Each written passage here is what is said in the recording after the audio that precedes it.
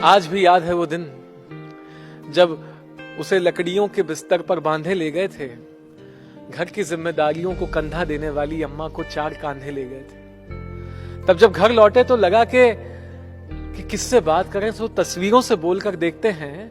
जिसे खजाने की तरह संभालती थी अम्मा, उस अटैची को खोल कर देखते हैं। जिसने साया दिया था जिंदगी की चिलचिलाती धूप में, क्या बताएं क्या कुछ न मिला हमें यादों की संदूक में।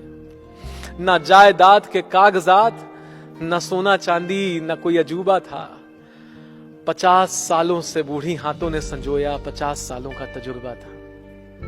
वो पहली साड़ी जो पिताजी ले आए थे दूसरी तनख्वाह से, वो पहली साड़ी जो पिताजी दूसरी तनख्वाह से ले आए थे, और उसमें लिपटी एक पुरानी तस्वीर जब गांव से ब्याह कर लाए थे। एक पुरानी एल्बम जिसमें उनके सास ससुर और भैया भाभी, और जो पुराने किराए के मकान में लगती थी वो जंग लगी ताला चाबी। कुछ तो बयां नहीं हो सकते, कुछ मंजर थे ऐसे भी।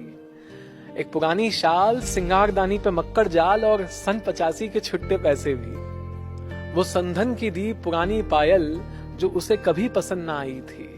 वो बीपी शुगर की महंगी गोलियां जो जानकर कभी ना खाई थी। एक सामान देखकर तो आंसू निकला, अम्मा की आई इतनी याद। वो 2 ग्राम का मंगलसूत्र जो कभी ना पहना पापा के जाने के बाद।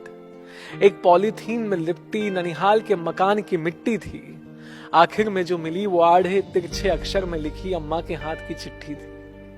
प्यारे बेटे तुम मुझसे लड़ता, काश मेरे लिए भी लड़ लेता।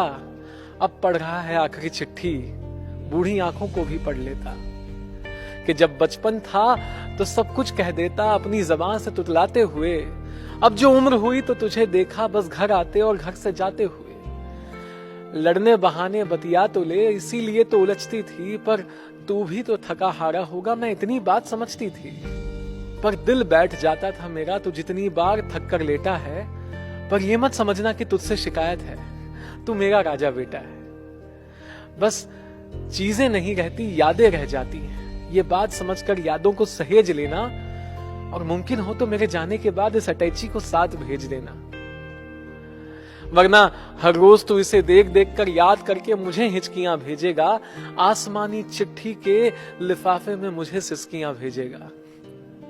यादों का सिलसिला ही तो था, तो उस सिलसिले को तोड़ आए। गोदावरी के पानी में अस्थियों के साथ हम अटैची छोड़ आए। बुजुर्गों ने कहा था बात पुरानी है, बात ये कोई नई नहीं।